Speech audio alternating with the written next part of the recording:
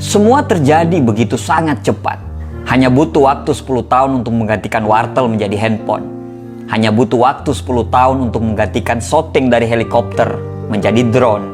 Hanya butuh waktu 10 tahun untuk mengubah SMS menjadi chat di WhatsApp, Telegram, Line, bahkan dengan fasilitas video call-nya. Tidak ada yang abadi di dunia ini kecuali sebuah perubahan. Perubahan itu mutlak kita lakukan. Karena beda zaman, beda tantangan, beda tahun, beda perjuangannya. Lingkungan berubah begitu sangat cepat. Bersiaplah untuk punah kalau kita tidak mau berubah. Dulu, siapa yang tidak tahu dengan Nokia? Salah satu produsen handphone terbesar di dunia. Dan hampir semua orang di dunia ini memiliki handphone tersebut. Bahkan, handphone tersebut menjadi impian oleh orang-orang. Tapi, kenapa perusahaan yang begitu besar bisa terjatuh? Apakah mereka melakukan kesalahan? Tidak. Mereka tidak pernah melakukan kesalahan. Tapi kekeliruan mereka terlalu nyaman sehingga lupa untuk berubah seiring dengan tren masa kini. Akibatnya, perusahaan mereka digilas oleh pesaing lain dengan sangat cepat. Ketika perusahaan produsen ponsel lain sibuk mengeluarkan ponsel Android yang terbaru, Nokia masih sangat nyaman dengan ponsel-ponsel buatan mereka. Dan akhirnya, sekarang mereka menjadi perusahaan pesakitan. Coba bayangkan apa yang terjadi jika Nokia dengan segera mengeluarkan ponsel Android ketika sistem operasi buatan Google itu booming. Tentu, perusahaan mereka masih hidup sampai sekarang, bahkan mungkin menjadi perusahaan yang sangat besar. Satu pelajaran yang paling penting dari kisah kejatuhan Nokia tersebut adalah jika kita tidak berubah seiring dengan perkembangan zaman dan waktu, kita akan keluar dari kompetisi. Kisah jatuhnya Nokia tersebut patut dijadikan pelajaran. Tidak hanya untuk perusahaan-perusahaan individu di luar sana, bahkan untuk individu diri kita sendiri.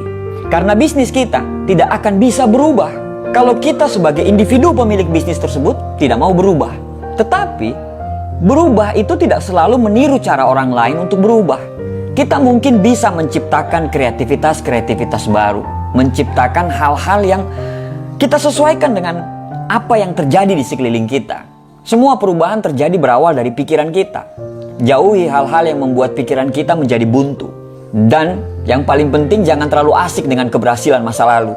Karena harus kita ingat bahwa apa yang pernah kita dapatkan di masa lalu belum tentu bisa kita dapatkan di masa saat ini. Jangan kaku, jangan keras kepala, dan jangan menganggap apa yang Anda sudah lakukan itu benar.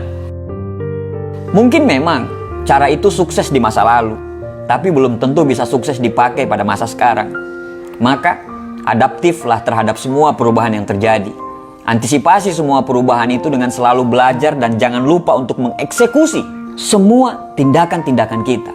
Karena pemikiran hanyalah ilusi apabila kita tidak mengeksekusinya.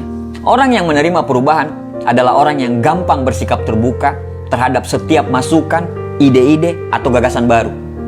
Kesimpulannya adalah, yang pertama, keuntungan yang kita miliki semalam mungkin bukan lagi satu kelebihan pada esok harinya. Jadi, jangan berbangga-bangga dengan kelebihan semalam dan lupa memperbaiki diri. Yang kedua, untuk berubah, kita harus menerima bahwa cara kita itu salah atau sudah tidak relevan lagi. Ini berarti memang perubahan itu sesuatu yang sangat susah. Tapi, jadikan kisah Nokia tadi sebagai pelajaran dan jangan sampai sudah mau tenggelam, baru kita ingin naik ke permukaan. Jangan pernah berhenti belajar, supaya kita selalu bisa adaptif dengan semua perubahan. Terima kasih.